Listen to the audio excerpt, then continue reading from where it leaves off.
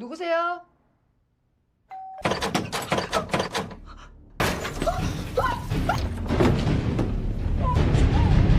자기야 나왔어.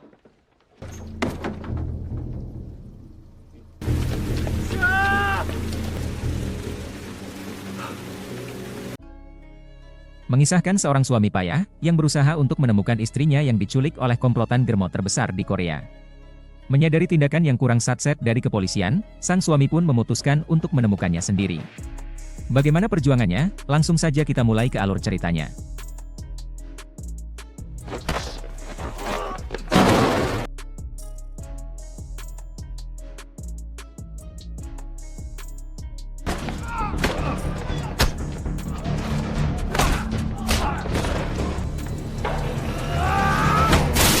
Raimu kenal aku ya orang sing ngomong sing ora-ora dancuk.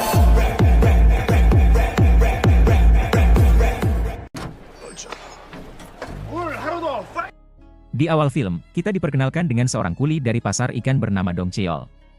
Diceritakan bahwa keluarganya sedang mengalami masalah ekonomi karena bisnisnya yang selalu gagal. Beberapa hutang yang belum dilunasi dengan jaminan beberapa aset rumah. Di waktu ia sedang disibukkan dengan pekerjaannya, Dong Cheol bersama sahabatnya yang bernama Bejot melihat bos pemegang dari pasar ikan tersebut sedang merundung beberapa penjual. 상인들한테 관리비니 뭐니 다 떠넘겨버리고 Diceritakan pula bahwa sudah beberapa bulan Dong Cheol bersama Bejot belum diberi upah atas pekerjaannya mengirim beberapa ikan. 이번에는 주겠지. 지난 달에도 밀렸는데. Di waktu tersebut, Dong Cheol mendapatkan panggilan telepon dari sahabat lamanya. Diceritakan bahwa Dong Cheol hendak berinvestasi terhadap bisnis yang sedang dijalankan oleh teman lamanya. Sang teman lama mengatakan bahwa bisnis yang hendak ia bangun akan memperoleh banyak sekali keuntungan. Di sini, Dong Cheol tak langsung memberikan uangnya begitu saja. Ia meminta untuk diperlihatkan terlebih dulu wujud barang yang hendak ia perjuangkan. 물건부터 볼 수 있을까요? 뭐 어떤 겨? 어마무시하지요. Barang tersebut berupa kepiting raja yang amat besar dan ginuk-ginuk. Diceritakan bahwa kepiting tersebut didatangkan dari Amerika dan akan tiba dalam waktu 1 bulan. Awalnya Bejot mencoba untuk mengingatkan Dong Cheol, namun Dong Cheol tetap bersikukuh dalam pendiriannya. Ia menginvestasikan uang yang amat besar hasil mengumpulkan dari beberapa minggu pendapatannya. 예. 뭐안 시할래도 되지. Berpindah ke panti jompo. Di sini, kita diperlihatkan dengan seorang wanita yang mana merupakan istri dari Dong Cheol. Wanita tersebut bernama Jisoo. Diceritakan demi untuk melunasi hutang, ia rela bekerja keras untuk mendapatkan uang. Di waktu mereka sedang dalam perjalanan pulang, awalnya Dong Cheol hendak memberitahukan tentang bisnis yang baru saja ia ikuti. Di awal-awal, Dong Cheol terlebih dahulu mencoba untuk membahas tentang kepiting raja yang sedang populer. Namun ketika melihat tingkah dari sang istri, Dong Cheol pun menutup mulutnya dan tidak jadi memberitahukan tentang investasi yang sedang ia ikuti. 아무튼 킹크랩이고 뭐고 절대 안 돼. 크랩이 요새 고급 정보라고 나한테만 알려주는데. 오빠, 너 나 몰래 사고 치고 다니고. Diceritakan bahwa Jisoo tidak ingin Dong Cheol kembali berinvestasi pada hal-hal yang akan menyengsarakan mereka. Jisoo lebih memilih untuk fokus bekerja nyata agar dapat segera melunasi hutang-hutangnya. Di lain sisi, kita diperlihatkan oleh seorang bapak tua yang sedang ditagih oleh beberapa orang dari jasa peminjaman uang. Bos mereka bernama Ruhin. Diceritakan bahwa selain bisnis peminjaman, si Ruhin juga merupakan seorang germo yang amat gila. Ia tidak segan-segan menculik beberapa yang tidak dapat membayar hutang.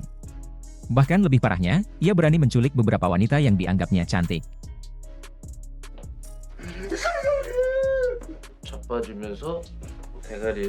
Di saat dirinya hendak menghabisi sang bapak tersebut, tiba-tiba seorang gadis yang mana merupakan putri dari sang bapak pulang.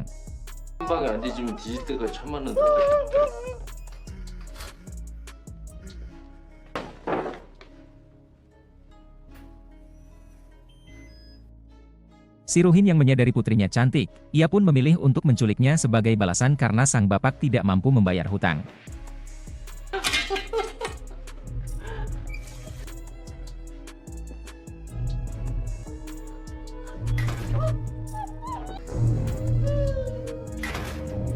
Dalam perjalanan pulang, sang sopir dari Ruhin teledor dan menabrak mobil yang sedang berhenti di lampu merah. Dan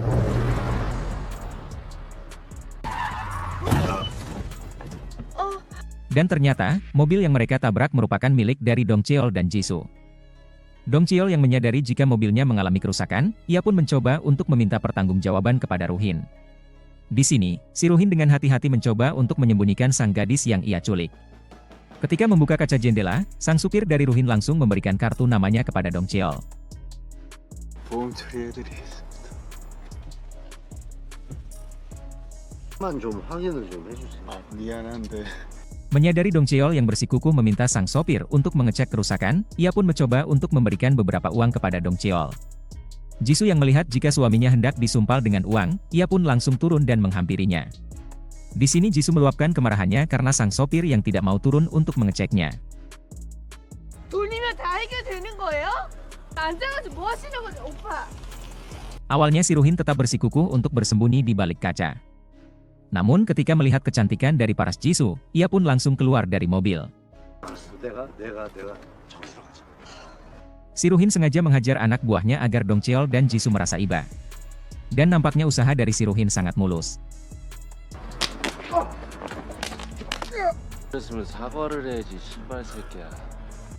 Setelah meminta maaf, Dong Cheol dan Jisoo mengizinkan si Ruhin untuk melanjutkan perjalanannya. 보험 처리하고 연락드리겠습니다.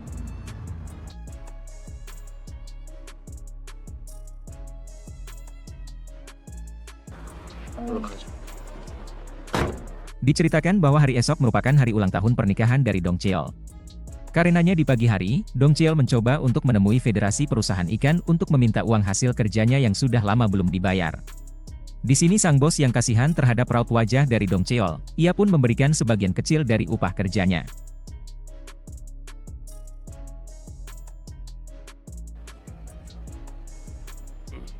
좀 드리겠습니다.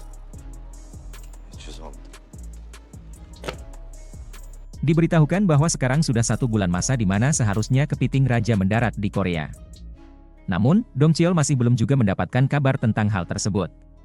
Ketika sang bejot sedang beranggapan jika Dong Cheol telah tertipu, tiba-tiba teman bisnisnya menelpon. 나한테 실수를 할 사람이 아니라니까. 내 인생 Namun di sini, sang teman mengatakan bahwa pengiriman kepiting raja mengalami kendala. Setelah ia berkata sedang mencoba untuk mengurusnya, ia pun langsung menutup telepon. 일단 걱정하지 말고 있어. 여보세요. Dari Dong Cheol yang sedang kebingungan, kita berpindah ke sebuah tempat firma hukum. Di sini si Ju diberitahukan bahwa beberapa properti rumahnya hendak disita akibat Dong Cheol yang belum melunasi beberapa pinjamannya. Dari tempat tersebut, Dong Cheol mengirim pesan agar Jisoo tidak melupakan tentang perayaan hari pernikahan. Jisoo pun langsung menuju ke lokasi yang telah diberikan oleh Dong Cheol. Ketika sampai di tempat, di sini Jisoo sedikit kaget melihat lokasi yang dipesan oleh Dong Cheol. Bagaimana tidak, Dong Cheol masih sempat-sempatnya menghamburkan uang ketika beberapa properti rumah hendak disita sebab hutang yang belum terlunasi. Apalagi ketika melihat sebuah lauk kepiting raja yang disodorkan. Hati dari Jisoo benar-benar amburadul. Di sini Jisoo menjelaskan tentang firma yang menagih agar mereka segera melunasi beberapa hutangnya. Dong Cheol yang melihat wajah dari Jisoo, seketika itu juga ia tidak sengaja keceplosan tentang investasinya terhadap kepiting raja. 때까지 시간이 좀 있다네. 제 배만 들어오면 돼. 어? 무슨 배? 얘기하려고 했는데. Melihat ekspresi kaget dari Jisoo, Dong Cheol pun mencoba untuk menjelaskannya.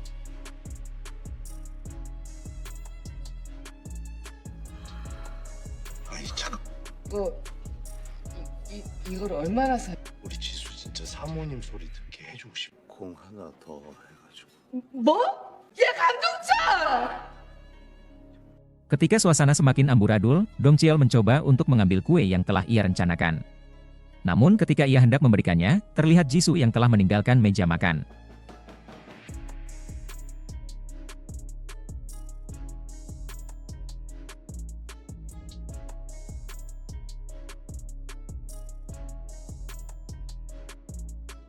Di sini terlihat Jisoo yang amat marah kepada Dong Cheol. Namun ketika dirinya melihat poster masa lalunya, ia mencoba untuk tetap bertahan dan berbaikan dengan Dong Cheol.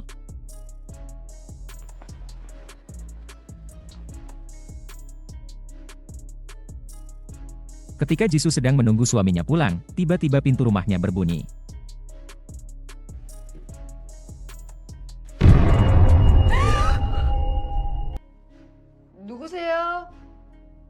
Menyadari jika orang tersebut mencurigakan, Jisoo pun tak membukakan pintu.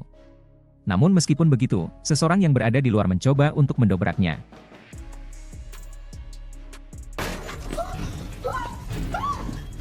Diceritakan bahwa mereka merupakan anak buah dari Ruhin. Ruhin yang menyadari kecantikan dari Jisoo, memerintahkan sang anak buah untuk menculiknya.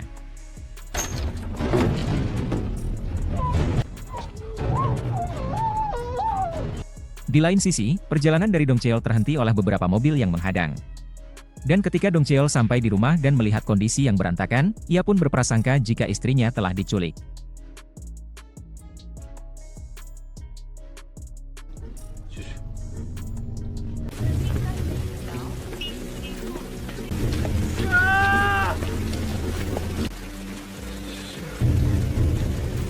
Karenanya di pagi hari, Dong Cheol langsung pergi ke kantor polisi. Sang polisi mengatakan jika di tempat kejadian hanya terdapat satu CCTV. Itu pun terhenti dan tidak merekam ketika Ruhin dan anak buahnya beraksi. 하나도 안 됐어요. 저희가 볼 땐 우리 지수 좀 꼭 좀 찾아. Ketika keluar dari kantor polisi, Dong Cheol dihubungi oleh Ruhin dan meminta agar menemuinya di tempat yang telah ditentukan. Di tempat yang telah dipesan oleh Ruhin, terdapat sebuah tas besar dan HP yang tergeletak.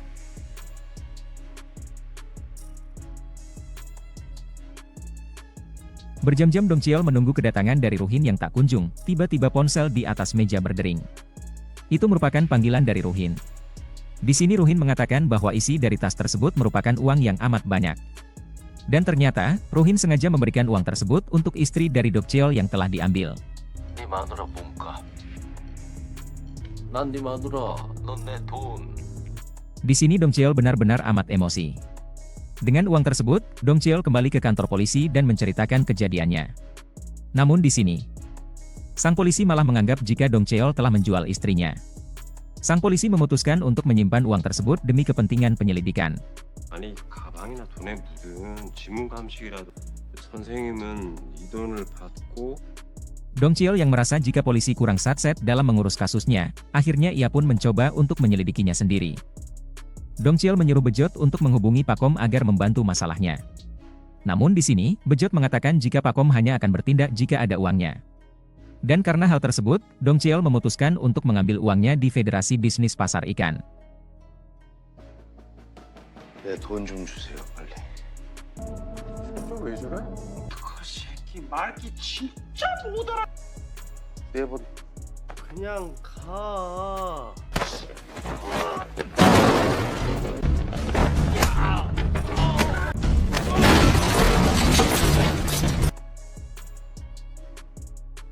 내 돈 가지고 와 빨리. Diceritakan bahwa Pakom bagaikan intel, namun ilegal. Ia dapat mencari keberadaan seseorang dengan keahliannya. Tak hanya itu, ia juga pandai menyamar menjadi siapapun. Diceritakan bahwa Pakom merupakan sahabat dekat dari Bejot. Karenanya, di sini Bejot benar-benar memohon kepada Pakom untuk membantu menemukan Jisoo. 죽여달라고 하는 인간들이 얼마나 많은 줄 아니? 내일까지 찾을 수 있겠어요? 일을 하다 보면 야간 수당도 좀 있어야 되고. 진짜 한 번만 도와주라. Di hari berikutnya, Pakom telah mendapatkan jejak awal dengan menemukan nomor plat dari Ruhin dan anak buahnya. Dengan nomor plat tersebut, Pakom langsung mendatangi dealer mobil yang telah menjualnya. Di sini, Pakom berpura-pura menjadi seorang polisi yang sedang menyelidiki sebuah kasus. Dari daftar pembeli, Pakom menemukan nama dari sang pemilik mobil yang digunakan oleh Ruhin. 최만식. Mereka langsung menuju rumah dari sang pemilik mobil. Namun nampaknya, sang pemilik mobil bukanlah sosok Ruhin yang telah menculik Jisoo. Diceritakan bahwa orang tersebut telah menjual mobilnya kepada pengepul di sebuah bar tersembunyi. Dari rumah tersebut, mereka langsung bergegas menuju bar yang telah membeli mobil dari orang pertama.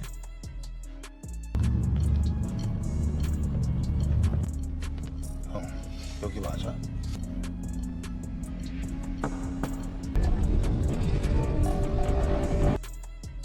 Di dalam bar, terlihat beberapa penjaga keamanan yang lumayan banyak. Namun dari sisi Dong Cheol, ia tak mempedulikannya. Ketika sang pembeli keluar, Dong Cheol mengatakan tujuannya tentang siapa yang telah membeli mobil dengan plat yang sudah diketahui. Namun di sini, sang penjual menganggap jika Dong Cheol dan sahabatnya merupakan seorang detektif. Karenanya, ia lebih memilih tutup mulut dan memerintahkan beberapa anak buah untuk menghajar mereka. 오빠들 문 걸어. 형사님들이세요? Dong Cheol yang pikirannya benar-benar sudah tidak karuan, alhasil ia pun mencoba meluapkan amarahnya.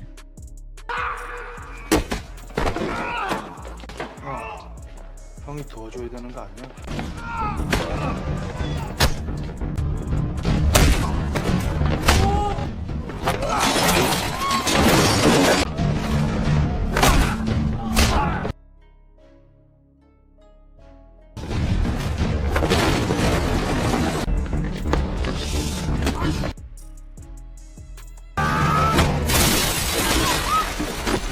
Karena aksi dari Dong Cheol, alhasil sang penjual membuka mulutnya. Dari daftar pembeli, mereka tidak menemukan satupun nama. Namun mereka mengetahui jika mobil-mobil tersebut dibeli oleh orang yang sama dari kota Jiangsaingpo. Sang penjual juga memperlihatkan tentang kartu nama dari sang pembeli mobil tersebut. Dengan kartu nama yang didapat, Dong Cheol mencoba untuk mendatanginya sendiri. Namun di sini, sang pegawai mengatakan jika kartu nama tersebut merupakan milik dari sang bos sebelumnya. Ketika keluar dari tempat tersebut, Dong Cheol tak sengaja bertemu dengan seorang pemuda yang sedang menggembala beberapa wanita malam. Dong Cheol langsung teringat bahwa dirinya pernah bertemu sesaat sebelum istrinya diculik. Karenanya ketika sang pemuda hendak pergi, Dong Cheol mencoba untuk menghentikannya. Namun nampak usaha dari Dong Cheol yang sia-sia.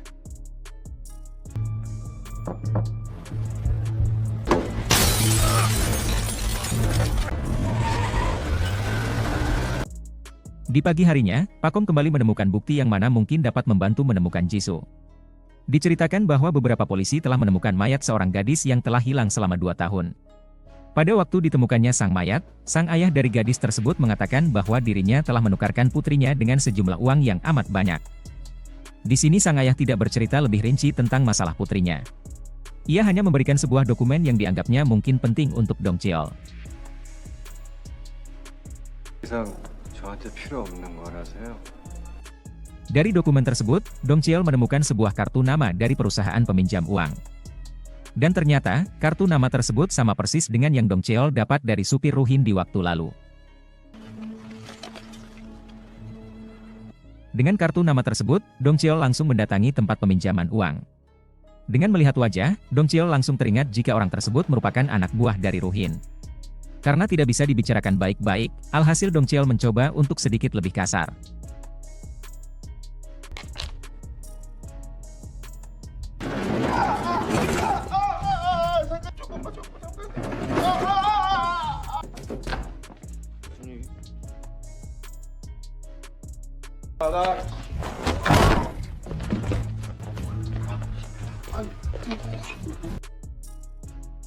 Di sini, Dong Cheol mencoba untuk menginterogasi sang anak buah dari Ruhin. Namun nampaknya sang anak buah tersebut masih bersikukuh untuk tutup mulut. Ketika Dong Cheol sedang mengingat-ingat wajah dari Ruhin, tiba-tiba telepon berdering. 우리 이쁘신 사모님께서 Ruhin mengetahui jika anak buahnya telah dibawa oleh Dong Cheol. Ruhin yang menganggap jika sang anak buah telah memberikan beberapa informasi penting. Alhasil Ruhin menyuruh Dong Cheol untuk membunuhnya. Di sini Dong Cheol tidak bisa menolak. Hal tersebut karena ia melihat jika sang istri akan disiksa jika dirinya tak patuh. 내가 보는 앞에서 그 새끼 좀 내가 지금 장난치는 걸로 보이나 봐. 야, 하지마, 진짜야. 야, 알았어. Dengan menggunakan sebuah tali, Dong Cheol mencoba untuk melumpuhkan sang anak buah.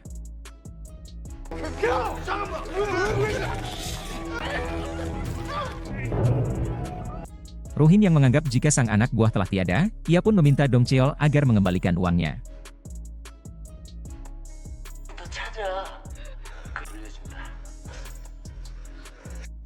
Namun ternyata, sang anak buah masih hidup. Dong Cheol hanya memblokir arterinya untuk membuatnya pingsan.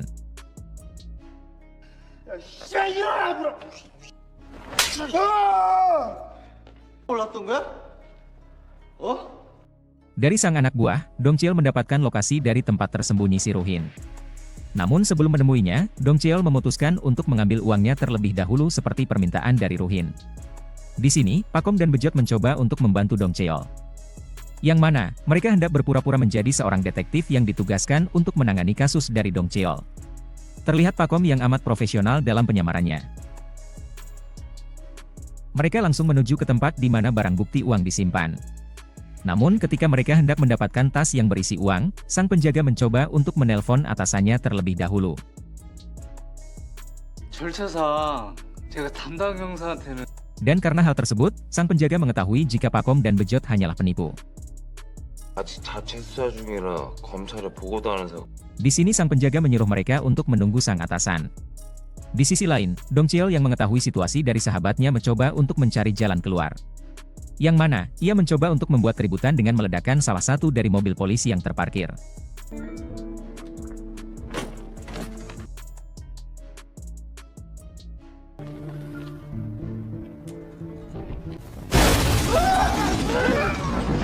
Dan karena hal tersebut, Pakom dan Bejot berhasil melarikan diri dengan membawa uangnya.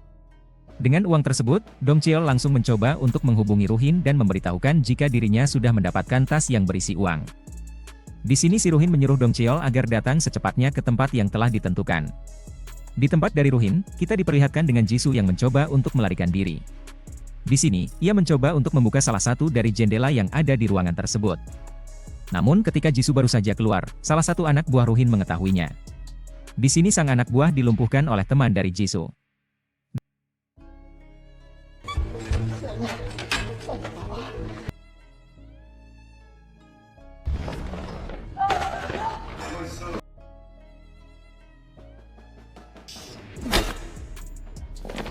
Dan ketika itu juga, si Ruhin menyadari tentang Jisoo yang berhasil melarikan diri. Jisoo mencoba menaiki taksi dan menuju ke kantor polisi terdekat.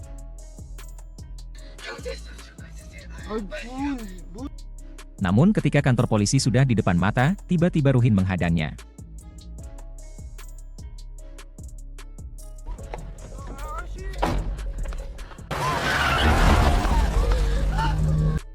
Di pagi harinya, Dong Cheol berhasil sampai ke tempat yang telah ditentukan. Dengan amarah yang membara, tanpa berpikir Dong Cheol langsung masuk dan mencari Jisoo. Satu persatu dari anak buah Ruhin ia coba lumpuhkan.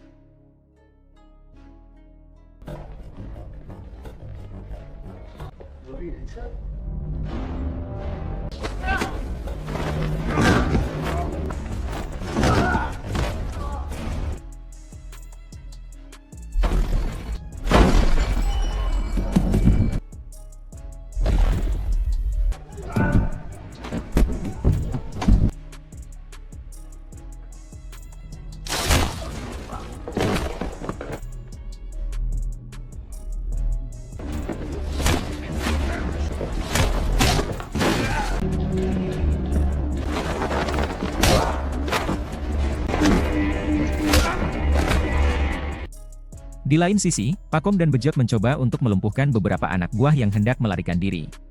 Tak hanya itu, mereka juga menghubungi polisi agar mengamankan tempat dari Ruhin.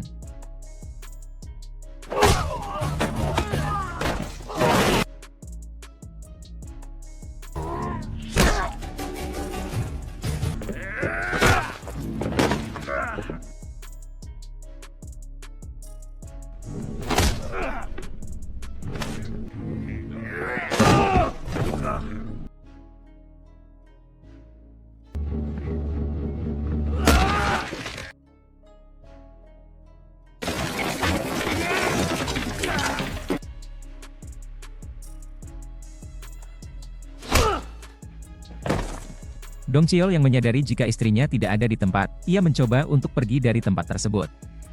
Namun ketika itu, tak sengaja dirinya berpapasan dengan mobil dari Ruhin. Alhasil kejar-kejaran pun terjadi.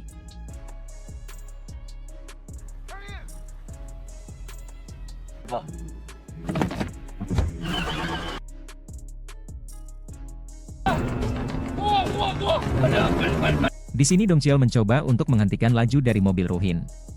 Namun ketika melihat sang istri, kini ia jadi kebingungan tentang bagaimana cara menghentikan mobil tanpa melukai istrinya. Ketika Dong Cheol menyadari jika mobil dari Ruhin oleng dan hendak keluar jalur, dirinya mencoba untuk menghantamkan mobilnya.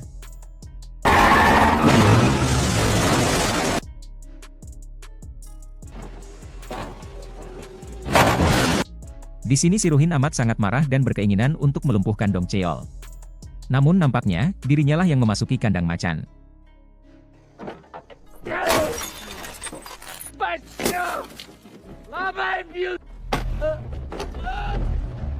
Dong Cheol yang berhasil menangkap Ruhin, langsung tanpa ampun menghajarnya.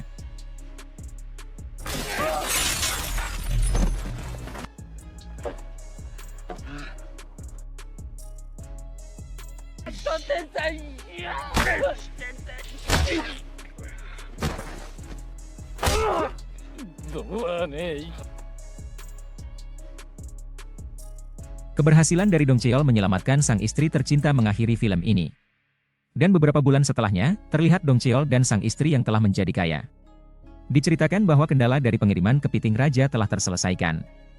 Dan dari investasinya, kini hidup dari Dong Cheol benar-benar lebih baik. Saran dan kritik sangat saya harapkan untuk kelangsungan channel ke depannya. Dan dari saya cukup sekian, wassalam.